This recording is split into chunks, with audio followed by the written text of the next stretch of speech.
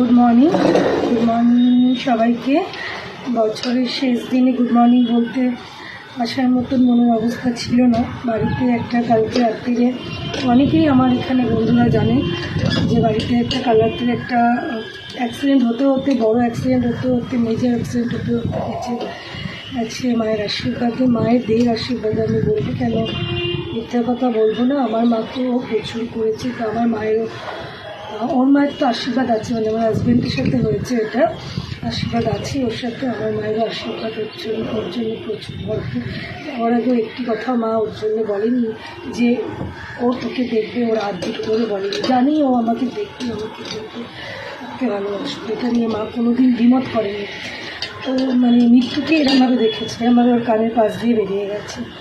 তো মন মেজাজটা ভালো না, এক্ষুনি অফিস গেল। অফিস যেতে অনেকেই বারণ করছিল আজকে, তা লাস্ট দিন তো যাবেই অফিসে, কিছু বলার নেই। আর যে ডিউটি করে এমার্জেন্সি, ওখানে ওকে যেতেই হবে। তো অফিস গেল, কালকে প্রথম দিন, কালকে অফিস যাবে। তো তাও আমার মানে ভালো লাগছিল না গুড মর্নিং বলতে, তাও এলাম। তোমাদের সকলের আশীর্বাদেই তো বেঁচে গেছে, তোমাদের সকলেরই শুভকামনা আছে। তো বছরটা আজকে লাস্ট দিন, সবাই আনন্দ করো। আমরাও অফিস থেকেও রাত্রিবেলা ফিরবে, তারপর একটা আনন্দ করব। সকলকে অসংখ্য ধন্যবাদ, তোমাদের আশীর্বাদ আমাদের মাথায় এগিয়ে যায়।